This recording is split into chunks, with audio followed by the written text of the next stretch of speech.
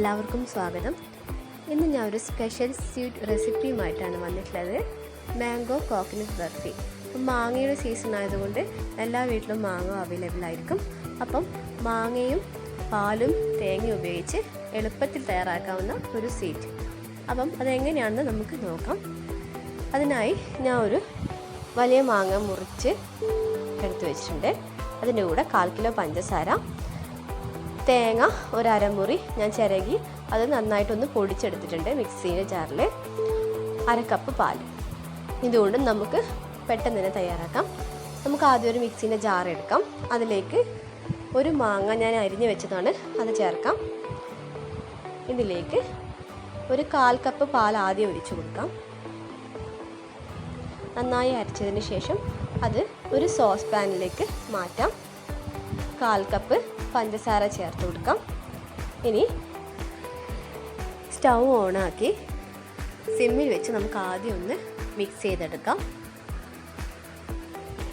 ഇതുപോലെ ഒന്ന് മിക്സ് ചെയ്യാം. പഞ്ചസാര അലിഞ്ഞ് ചേർന്ന് കഴിഞ്ഞാൽ നമുക്ക് മീഡിയം ഫ്ലെയിമിൽ വെക്കാം. എന്നിട്ട് നന്നായിട്ടൊന്ന് തിളപ്പിച്ചെടുക്കാം. അപ്പോൾ മാങ്ങ അധികം വരികയാണെങ്കിൽ ഇതുപോലെ ഒന്ന് ചെയ്ത് നമുക്ക് സ്റ്റോർ ചെയ്ത് വെക്കാം. കുറച്ചധികം ദിവസം നമുക്ക് ഫ്രിഡ്ജിലൊക്കെ സൂക്ഷിച്ചാൽ കുട്ടിക്ക് കൊടുക്കാവുന്നതാണ്. നന്നായിട്ടൊന്ന് ഇളക്കാം. എന്നിട്ട് നന്നായിട്ടൊന്ന് തിളച്ച് വരുമ്പോൾ നമുക്കതിലേക്ക് ഞാൻ തേങ്ങ ചിരകി അത് ഒരു പൊടിക്കുന്ന ജാറിലിട്ടൊന്ന് പൊടിച്ചെടുത്തതാണ്. പൊടിച്ചെടുക്കുന്നതായിരിക്കും കുറച്ചും കൂടി നല്ലത്, പക്ഷെ അരഞ്ഞു പോകാൻ പാടില്ല. ഇതിപ്പോൾ ഞാൻ ചെറിയ ക്വാണ്ടിറ്റിയിലാണ് ഇത് ഉണ്ടാക്കുന്നത്. നിങ്ങൾക്ക് വേണമെങ്കിൽ ക്വാണ്ടിറ്റി എത്രയാണ് വേണം അതിനനുസരിച്ചിട്ട് മാങ്ങയും തേങ്ങയും കുറച്ച് അധികം എടുക്കാം. ഞാൻ കുറച്ച് ഏലക്കാപ്പൊടി ചേർത്തിട്ടുണ്ട്, ഒരു ഫ്ലേവറിന് വേണ്ടിയിട്ടാണ്. ഇതിൽ നിങ്ങൾക്ക് അണ്ടിപ്പരിപ്പോ കിസ്മിസോ ബദാമോ ഉണ്ടെങ്കിൽ പൊടിച്ച് ചേർക്കാം, അത് കുറച്ചും കൂടി ടേസ്റ്റി ആയിരിക്കും. ഇപ്പോൾ സോസ് പാനിൽ നിന്ന് ഇളകി വരുന്നുണ്ട്. അപ്പോൾ ഈ ഒരു പരുവത്തിൽ നമ്മൾ കുറച്ചും കൂടി തീ കുറച്ച് വെച്ചിട്ട് നമുക്ക് ചെയ്യാം. നന്നായിട്ടൊന്ന് ഇളക്കി കുറച്ചും കൂടി ഒന്ന് തിക്കാവാനുണ്ട്. ഇതിപ്പോൾ ഏകദേശം തിക്കായി വന്നിട്ടുണ്ട്.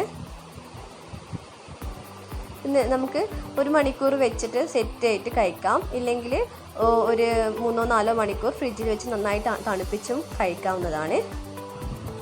ഇതെങ്ങനെ കഴിക്കാനും വളരെ ടേസ്റ്റിയാണ്. ഇത് നമുക്കൊരു മോൾഡിലേക്ക് മാറ്റാം, അല്ലെങ്കിൽ ഒരു പ്ലേറ്റിലേക്ക് മാറ്റാം. ഞാനിപ്പോൾ ഒരു പ്ലേറ്റിലേക്കാണ് മാറ്റുന്നത്. മോൾഡ് ഉണ്ടെങ്കിൽ മോൾഡിലേക്ക് മാറ്റാം നിങ്ങൾക്ക്. ഞാൻ ഒരു പ്ലേറ്റിൽ വെച്ച് ഒരു സ്ക്വയർ ഷേപ്പിൽ ഇതാക്കി മാറ്റുന്നുണ്ട്. ഇതിനി 1 മണിക്കൂർ നമുക്ക് തണുക്കാൻ വെക്കാം, അല്ലെങ്കിൽ പുറത്ത് വെച്ചാൽ മതി. ഫ്രിഡ്ജിൽ വെക്കണം നിർബന്ധമില്ല.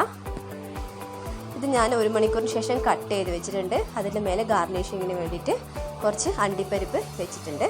ഇത് വളരെ നല്ല ഒരു ടേസ്റ്റി ആയിട്ടുള്ള ഒരു സ്വീറ്റാണ്. അപ്പം കുട്ടികൾക്കൊക്കെ നന്നായിട്ട് ഇഷ്ടപ്പെടും. എല്ലാവരും ട്രൈ ചെയ്ത് നോക്കണം.